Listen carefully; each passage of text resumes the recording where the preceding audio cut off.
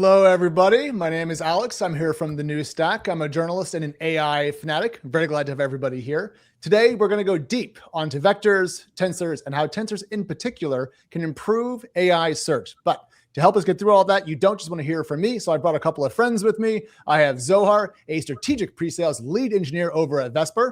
Zohar, good to see you. Nice to see you, Alex. And we also have Bonnie, director of product marketing over at Vespa. Bonnie, thank you for being here. Thanks. Good to be here. Now, Vespa has a very long history, and not everyone may be fully aware of it. So if you go all the way back to the 90s, the company was founded. It eventually joined Yahoo when Yahoo bought Overture in 2003. Then Yahoo open sourced the core Vespa technology back in 2017, spun out as an independent company in 2023 when it raised a very nice $31 million round. So Bonnie, given all that history, why haven't I heard more from or about Vespa in the last couple of years? Seems that I'm behind. Yeah. So, I mean, to your point, Vespa was originally a search company that was started by a small group of engineers. And as you said, they got acquired by Yahoo, and they really became the team that focused on search and personalization systems at Yahoo. So it was powering applications like Yahoo Finance and Yahoo News, and really over 150 different products.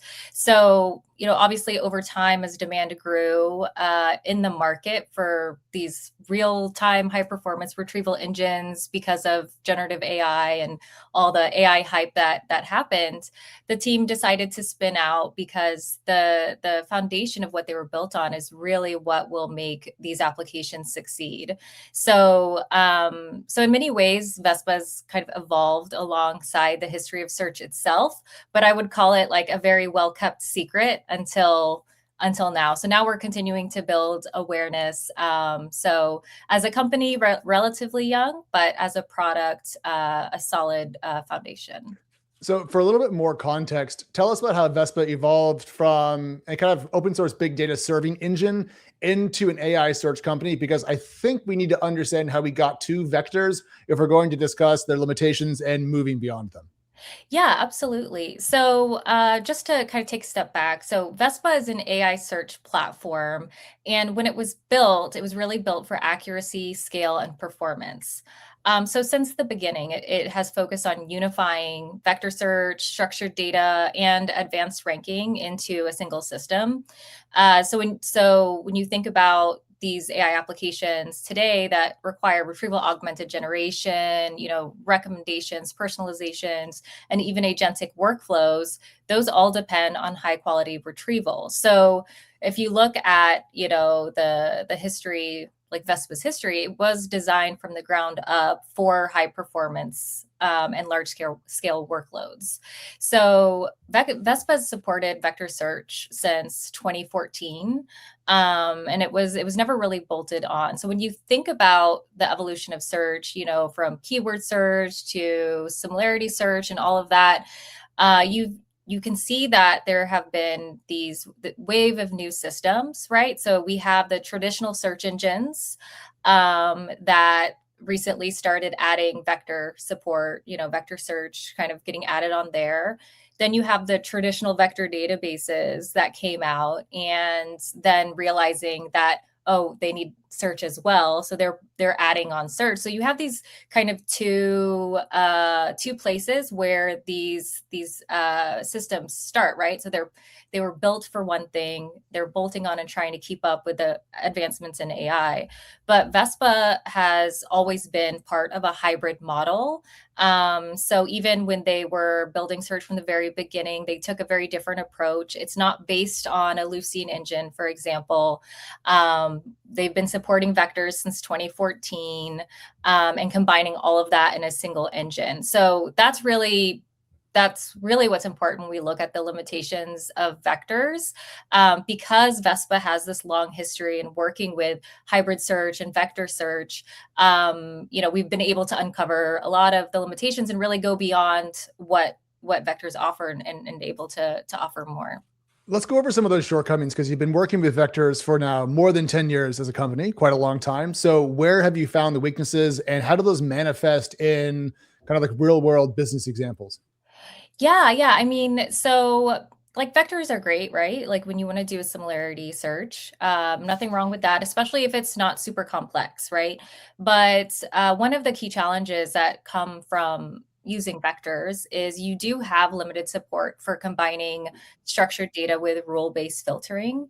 So, when you think about needing to have like include expressive query languages or join structured metadata like price or product category alongside those vector-based results, like those can be really difficult with vectors. So like whenever you need to do anything extra complicated, like you're going to do a lot more work, and usually working with multiple different systems. I think that kind of leads to the second challenge, which is you get kind of a one size fits all ranking when you're working with kind of like traditional vector databases or search engines, because a lot of the ranking is either black box or external. So you can't really control very specific ways that you want to express your ranking, or if you want to do on the fly scoring adjustments or anything like that. Okay. So, Yeah. oh no, please keep going. Sorry. Yeah, and there's just like two more points. So the third one is really talked about ranking and stuff, but again, because those systems are external when you need to do ranking, it creates like an impact on the latency. So the response time slow down, the infrastructure is more complicated. So so you go from having you're working in multiple different systems trying to piece things together to work with these vectors. And so that can become a challenge. And then the last thing I would say is the like a lot of what these systems have are batch oriented indexing. So they were designed with batch processing in mind, instead of real-time ingestion. So it makes it difficult to keep up with those like high frequency updates or streaming data. And that's where you end up with experiences like you don't have the latest or most up-to-date answer from a document question, or you've added something to a cart that actually doesn't exist, or or it says it's available and it's actually not. So so when you step back, vector search really works well for general similarity, but anything more advanced requires a lot of additional engineering. I'm kind of blown away by the limitations of tensors and how broad they are. Sorry, vectors. Because when I was talking to companies in the last 5 years, kind of when they were bringing vector databases and vector search to market, they talked about it as if it was the second coming. Like, this is such a better system. So Bonnie, why were they so positive when there were so many kind of clear limitations to what vectors could do in the search context? Yeah. No, that's a great question. I think like when you go from keyword search to vector search, it's amazing.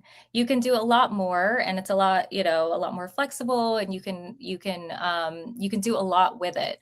But when you want to really get granular, when you have very specific business logic that you want to incorporate, when you have massive amounts of data that you need to work with, that's where you start to see vector search struggle. So, one of the things that we also see is like balancing, cost with latency, right? And that's really difficult because, again, when you're trying to stitch together multiple systems, it's hard to get to the right cost and speed with that. So, yeah, I think vector search is great, but it is just one step ahead. So, maybe vectors are the one step and tensors are the giant leap. Yeah. So it sounds kind of like vector search is a little bit like, I don't know, the old GitHub autocomplete, and tensor-based search might be more like Claude Code, much more capable, much more flexible, and just able to do more for you. Is that a fair analogy? Yeah, absolutely. Vectors help you find things that are similar, but tensors actually help you decide what actually matters. And that's really the direction that Vespa is built for. All right, so this brings us up to Zohar. So let's talk about tensors. Let's get deep and make sure that everyone understands how vectors fit into tensors and how tensors are different than vectors. Thanks, Alex. Yeah, let's go through that. If you can share the slides for tensors, right? Bonnie has built quite a lot of attention tensors. So let's discover what they are and explain to our audience here. Next slide. Okay, so what are tensors really? Tensors are a bunch of numbers. To put it simple, it's a numerical structure, right? And just to clear, any confusion, like a vector is actually a tensor in itself, but it's a specific kind of tensor. So what you see here at the top example is your typical vector that you store in a vector database, and you can very easily the same way represent it into a Vespa database as a vector tensor. But tensor, like Bonnie said, allows you to represent a lot more complex modalities. So there is a lot of flexibility that just goes beyond your simple, vector, which has n dimension. You can, for example, represent a sparse tensor. Like, for example, you have here at the bottom something that could represent a fashion item, like a shirt, for example, right? With ordinal values into defining what that object looks like. And then you can start doing all sort of operation on it. You can have matrices of tensors, right? These are very, and all of these were implemented, back in 2014 in the Vespa tensor formalism. And it was kind of way ahead of its time when later on, with the advance of AI came in, Colbert type embedding model came, and they started outputting what you see as a map of vector tensors. Essentially, when those Colbert embedding came out, the Vespa was ready to accommodate them, and Vespa's customers were able to leverage them since day one. That just shows how Vespa is kind of future-proof, right? So one way is advantage is to represent complex data modality. We'll see later on, some practical examples of, representing objects and entities through tensor and what it brings. But the other aspect of tensors is, in addition to the expressivity of how to represent a complex data modality, it also allows you to compute, right? Because it's good to have a tensor, but then you need to do calculations on top of it to get what you want, right? So next slide.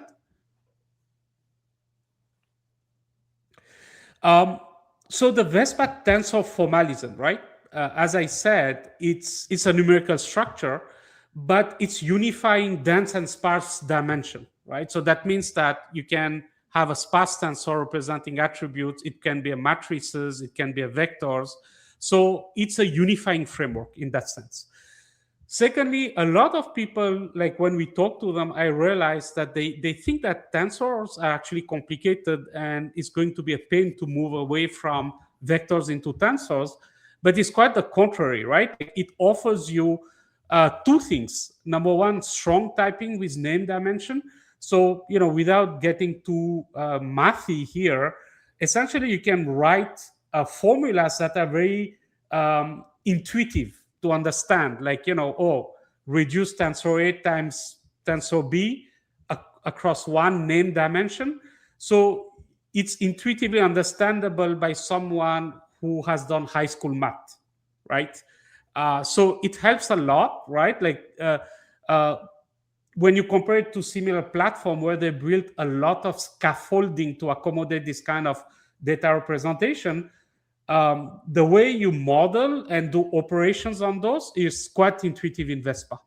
And finally, like I said, like tensors, okay, you've got very flexible structure, but it also comes, since it's a framework, with a set of mathematical operation that you can do on top of them. And as you get very much in the weeds of doing tensor operation, you kind of need to have a very, very good, flexible mathematical foundation, right? Like these are the operation you can do.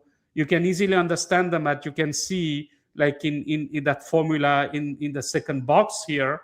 So all of that is provided out of the box as part of your Vespa platform. Zohar, can you talk a little bit about composability as it relates to your third box? I think that's an important point, and not everyone's probably aware of what composable means. So if you can just double click on that. Sure.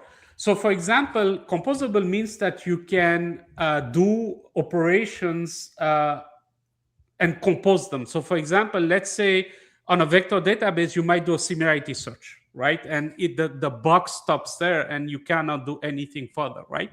But let's say on top of that similarity search, which compares the user preference versus what you offers in your e-commerce store, you want to compose it with an additional operation which reflects, a business rule which says, well, you know what, items that are low in stock, I want to decrease its ranking and its relevancy, right? So you can essentially keep on adding up this operation to start really representing very granularly what you want. Got it. Okay, that makes good sense. Now, let's move on to kind of moving beyond similarity search. Yep, next slide. Okay, so like I said, for typical vector database, you can do a few operations. Like it essentially comes down to a similarity search, and you between two vectors, if you still remember your high school math, you can calculate the distance, either it's cosine or it's an Euclidean distance or a dot product, which kind of tells you how similar are, certain data points in n-dimensional space, right? And that's what a vector database will allow you to do, and they will do that super well. But then again, like we just discussed, you might want more flexibility to surface what you need. So you can, with the tensor map, you can do a lot more operation here, right? So you can see in the example on the right-hand side, like the similarity search, I'm essentially here doing a dot product, which is multiplying the two vectors to have a sense on how close they are to each other. But then I can add on top of that, in my ranking surface, the ones, for example, on a quality of an item, like it could be a quality or grade of a diamond or a grade of a wood. So I want to add, in addition to that, to my ranking, okay, I want the piece of wood or a shirt similar to the one I just uploaded the picture, but maybe you want to surface more the one that are of higher quality. Great, right? And you can see it's very intuitive to understand what this formula means, right? In addition, obviously, as organization needs to do more complex operation, like applying a machine learning algorithm, like propensity to buy, which are very typical machine learning model to measure the likelihood of me buying an item, or the likelihood of this item of this is of a certain category, like a classification model.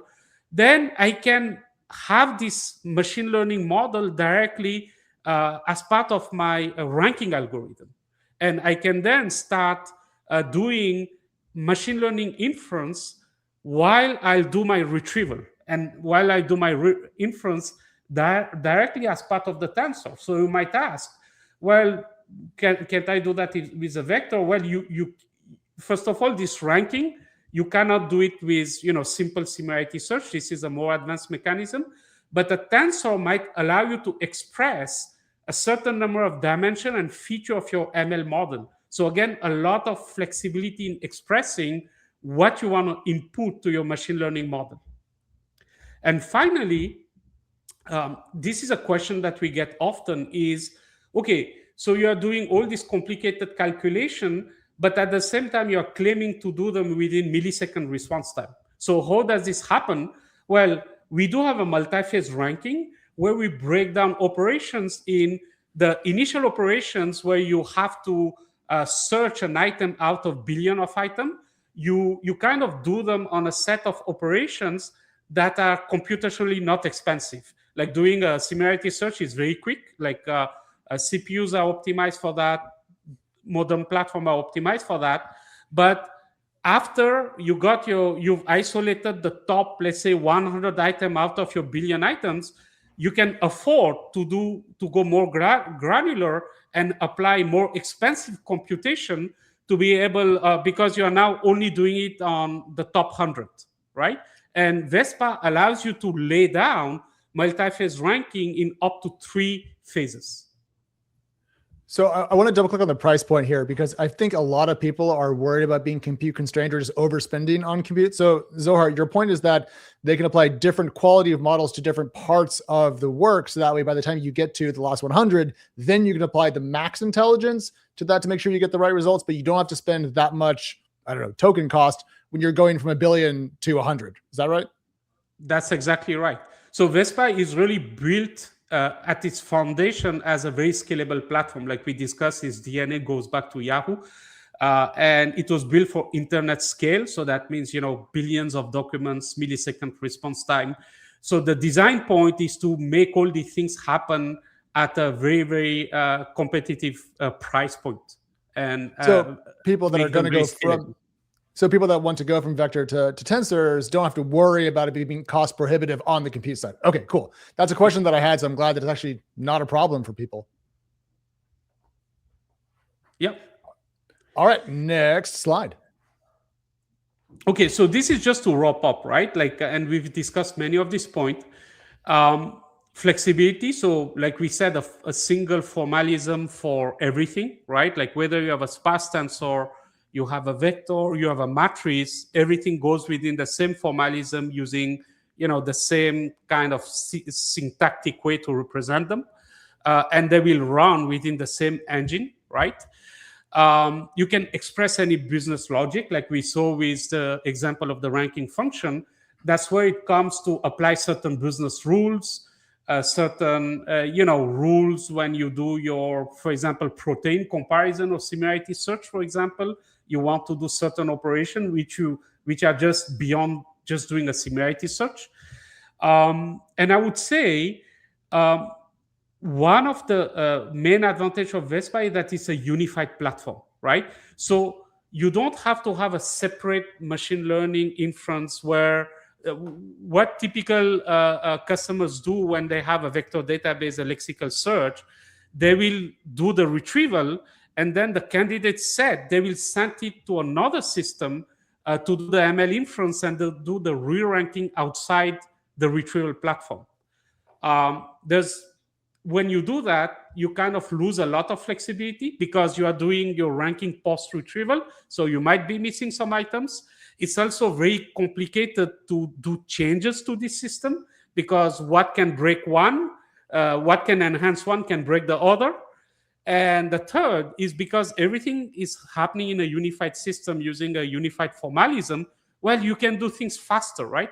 Focus on delivering more accuracy, develop a lot more use cases rather than trying to make silos work and different systems work together. All right, so next we're going to talk about some use cases because I want to take this from the high level to the low level. And Zohar, I'm really curious about the multimodality aspect of this, the ability to take on images and videos and so forth. So could you explain to me how tensors unlock that with a particular example? Sure. I've gathered a few examples for you here.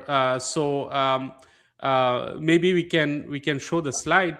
I've selected a few examples which many enterprise customers are struggling with and which are very much in the center of some of the AI retrieval augmented generation use case, right?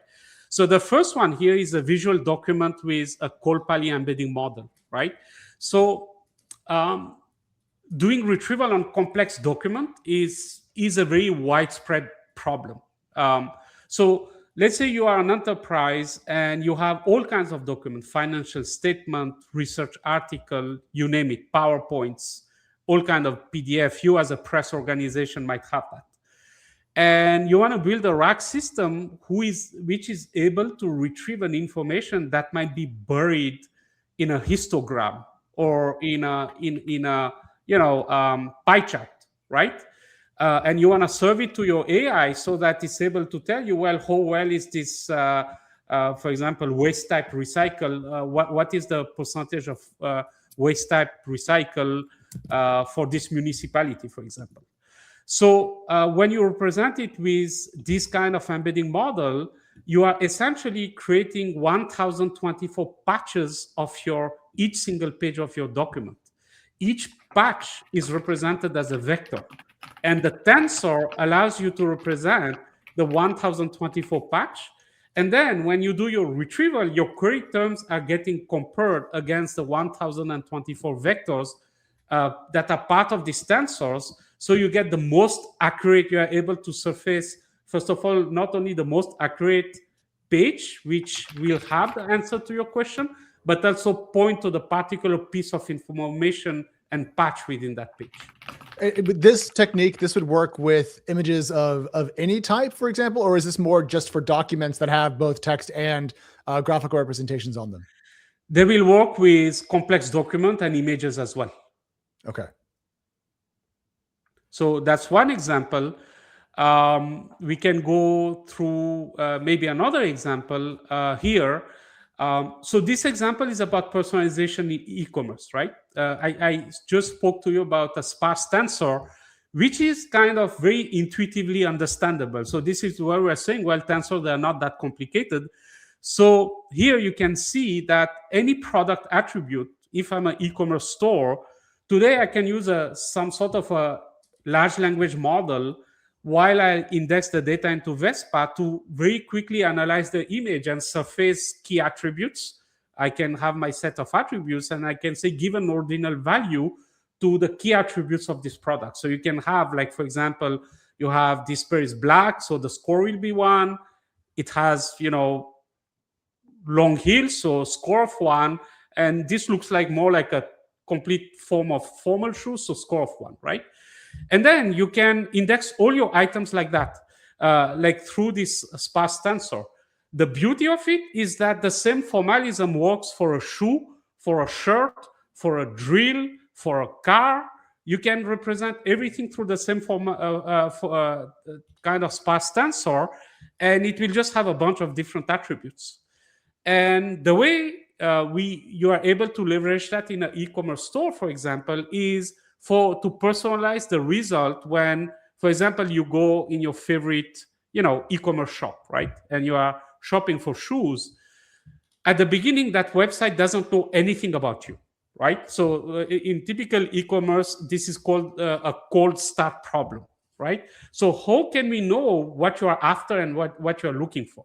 So what we're going to do is, as you are in the store and you are going to click looking for black shoes, so you're going to be served a bunch of black shoes, and that you're looking for specific black shoes. And as you click through every single black shoes, we're going to produce a similar tensor for what you're looking for. So it's very simple. Initially, I'm just going to pick up the product attribute of the first item you clicked on. And as you click through, I'm going to keep on adding the scores of every item that you clicked. So at the end, after browsing through 10 shoes, I know exactly what kind of shoe you are looking for. And it's a very simple math. You can see I multiply the attribute times preference, and I can keep surfacing in real time all the shoes that you're most likely looking for, right? And I immediately increase your conversion ratio and your propensity to buy, because the more you browse, the more in real time I'm able to serve you more and more what you're looking for. Zohar, as you learn more about user preferences in this example, and as you have more information about what they're looking for to apply to search using tensors, does that slow down the search process, or is the additional context about the user not material to how quickly you can kind of return results to them? That is an excellent question, Alex. So yes, all of this happens in real time in literally milliseconds. So there's no impact to performance. There is no tensors operations are very fast. They run in memory. So the whole platform is actually optimized to not have any lag when serving these use cases. Even if there's like, I don't know, just to push this a little bit, 100,000 different types of shoes that we're going through, even in that case, the speed's going to be just milliseconds? Yes. This is scale for billions of items. It's actually a very fast computation doing a dot product. Got it. Cool. No, that's awesome. I love things that are quick and know me. So you're really checking all of my boxes here. All right, let's do another example. Let's talk about medical imaging. Yeah, so this was built. What we try to do with our partner Reveal Health Tech. So as you realize, some of the items example that we talked about, they're more like B2C, large scale type of use cases that we cater to. And when came over to Vespa, I said, well, you know what? There's some other domains in the industry that could totally use this technology. So this domain exists in the financial services, and one of them was health tech, right? So we approached a partner, Reveal Health Tech, which is like a bleeding edge system integrator doing very advanced type of AI use case, and we showed them what Vespa could do. And they came back with this idea saying, oh, wow, this is really addressing medical image search, right? So, for example, the example they came up with is that many medical images are actually 3D. When you pass a person through an MRI or you do a CT scan, it's essentially capturing a tiny slice of that person's body or organ across all the dimensions, right? Like every tiny slice at a time, and it's storing them, right? So now you have all this very rich, complex information, and how are you going to retrieve a certain type of tumor or a certain type of cell disease across millions of slices of an MRI? And this is where, again, the tensor formalism came in, and they were able to model through every single tiny slice through a different vector and compose a tensor which represented various attributes, for example, of a cancerous tumor. It's a very interesting use case. So when they're trying to build a cohort of patients, you can go beyond simple, structured information into finding a cohort of patients which have the same exact type of very granular cancer or disease or whatever characteristic that they're looking for. So it's actually a game changer. So Tensors then solve the radiologist talent crunch that we have in the market. It potentially could help enhance the productivity of radiologists, certainly. All right, let's do one more example, talking about video documents. There we go. Yes. So this one is equally interesting, right? So when I went to a conference in New York, I think a couple of years ago, someone approached me in the booth and asked, look, and this was a Fortune 50 customer, and they said, look, we've got these thousands of videos about training, right? Now, when we onboard an employee, we don't have time for them to sit through hundreds of hours of videos, and they're very, very precious. They contain a lot of content, right? So what they wanted to build was a kind of chatbot. So if someone was to ask, hey, I want to know how to do this procedure, it was a telco company, how can I do this, right? Without having to scroll through hours of videos. Well, Vespa allows you to solve this. So with a partner called 12 Labs, they have a video embedding model that's cutting your video into chunks of whatever you choose. In this example, 6 seconds by default, and they will allow you to embed and represent every single chunk of 6 seconds of the video and make that contextual by linking all the chunks to one another. So when I saw that, we approached them and we said, well, why don't we guys build an asset where we can represent this as a form of a tensor in Vespa? And this now enables you to actually retrieve video fully contextually. So let me tell you what this means. You are in the media, right? You might want to look for a scene where there's a cowboy riding in the sunset. Now, if you are just looking at each single 6 second offset individually, you might find it in the context of a documentary on Texas, or it could be a Western movie, right? Here, by having the entirety of the video represented as a tensor, and you say, hey, romantic scene of a cowboy riding into the sunset, we're going to take all the terms, we're going to match it against the entire context of the video, and we'll be able to surface exactly what you're looking for. Now, Zohar, in this case, you're not looking at 6-second chunks. Instead, because we're using tensors, we're able to get more of a real-time understanding of what's on the screen? Yes. So what we are doing is we are evaluating your query terms against the entirety of the video chunks, right? So if it says a romantic Western cowboy riding in the sunset, we're going to take all this term, match it against every single offset to make sure we don't miss any context, right? And we're going to look at the context of the entire video versus, oh, does this chunk have a cowboy riding into the sunset?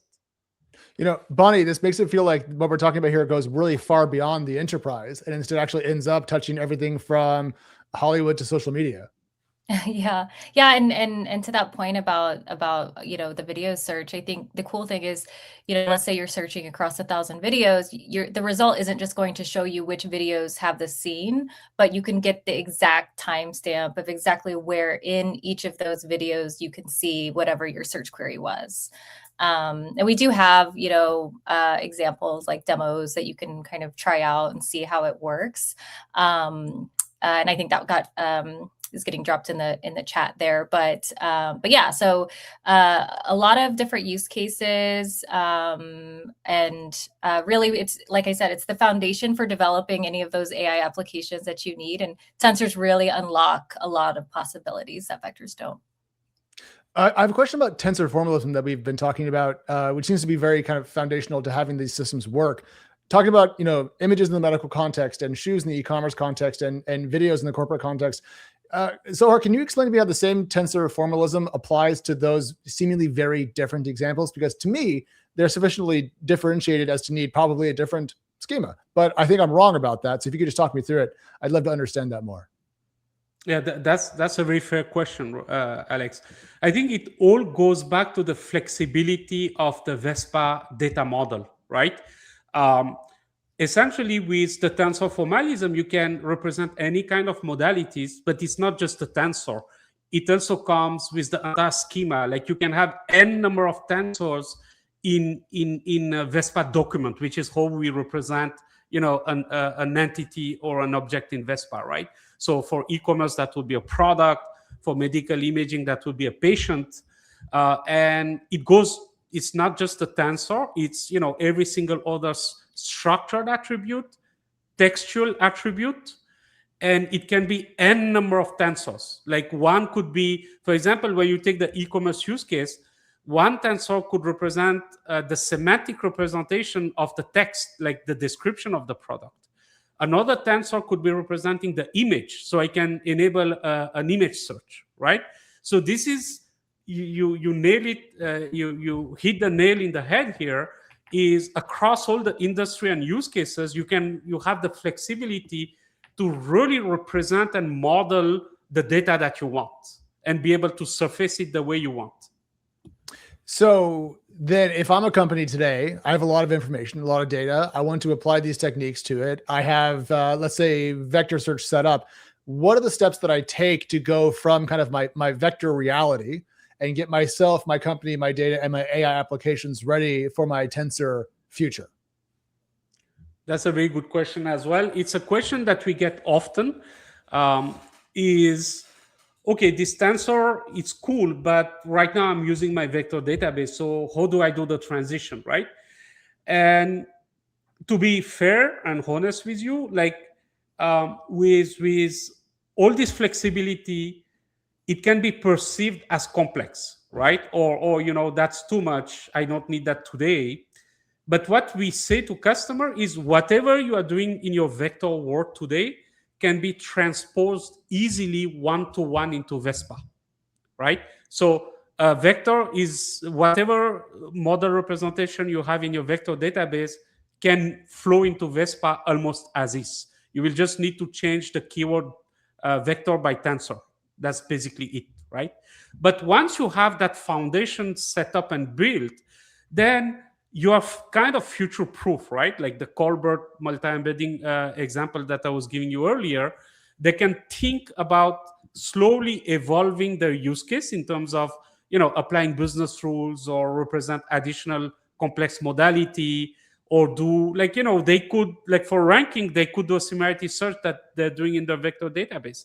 But tomorrow they have the ability to, okay, let's get a step ahead and let's have machine learning model here to refine that further. So Vespa really allows you to onboard equally at parity with the same level of simplicity, perceived simplicity, what you're doing in your existing platform, but then it sets you up for success to be able to develop more. So if I have already done all the vectorization of my data, I can bring it over to Vespa, pretty easy, one-to-one, and then I can layer on tensors as I get to them. What's the process of turning your data into these more complicated tensors compared to creating vector embeddings that people might already be doing? Is it more difficult? Does it take a lot of compute? So yeah, I mean, if so, let's say you transfer your vectors one-to-one, right? And then you want to add tensors on top of it, you can update your documents. So you won't have to redo everything from scratch. And slowly you will be able to evolve your model by adding additional data type. I mean, the more you have tensors, obviously tensors means in general that you are using some sort of an embedding model. So embedding will require compute, but all these things can be built over time and can be added incrementally onto your system. It's not like you have to restart from scratch every single time. Bonnie, is that how companies that move over to Vespa and move towards tensors are approaching this? Are they doing it incrementally, as Zohar is describing? Or are some companies just going whole cloth, let's just do it all at once, let's move to the future now kind of approach? Yeah, I think it's incremental, right? You start with your initial scope and kind of do your benchmark, making sure that you're getting the results that you want, and then slowly adding on from there.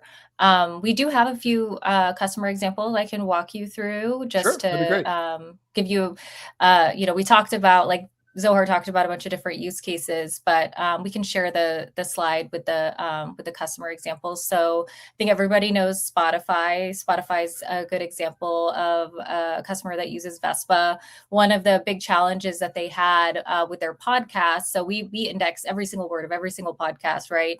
And they wanted to be able, for people to be able to search for a podcast without knowing the title or author. So you heard something that was interesting, you can't remember what it was, but you can still do a search and get those relevant results.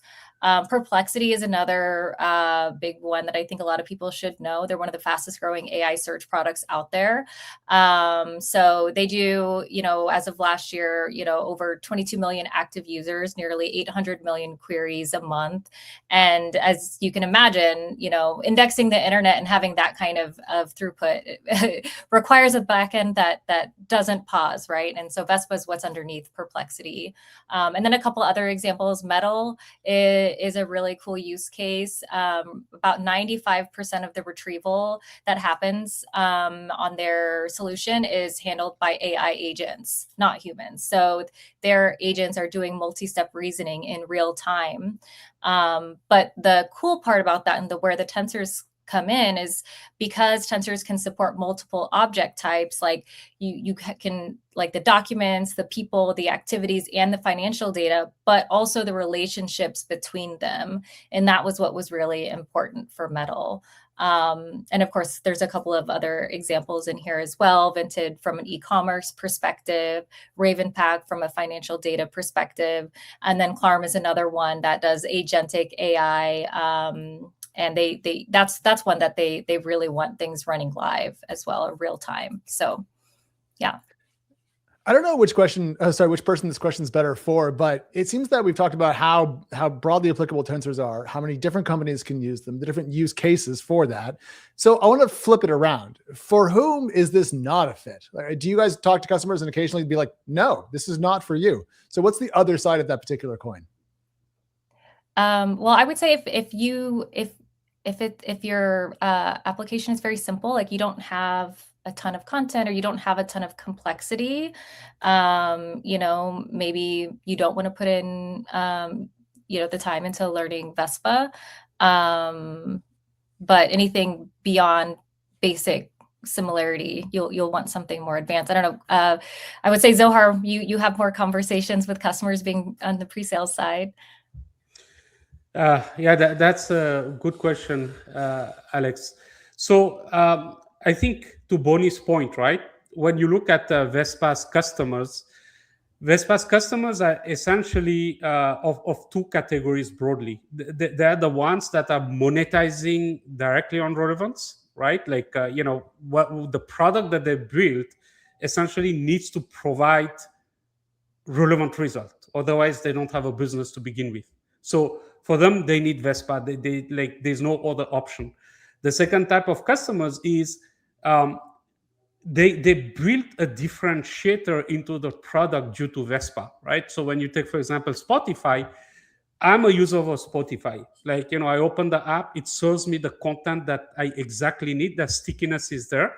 I don't want to lose that and move to some other platform. And under the covers, that personalization, the ability to search what I like, that's powered by Vespa, right? Another example of Vespa's customer is the ones where accuracy is critical, right? So when you look at AI, right, retrieval augmented generation, the R is the retrieval. In that, if you don't serve your AI the information that it actually needs to, you don't have an AI application, you don't have AI to begin with, because you're serving your AI the document that you think contains the answer to the question, and AI is just going to reason on that. It doesn't know the truth from the files from what your document is saying for your enterprise knowledge. So that's where accuracy becomes critical.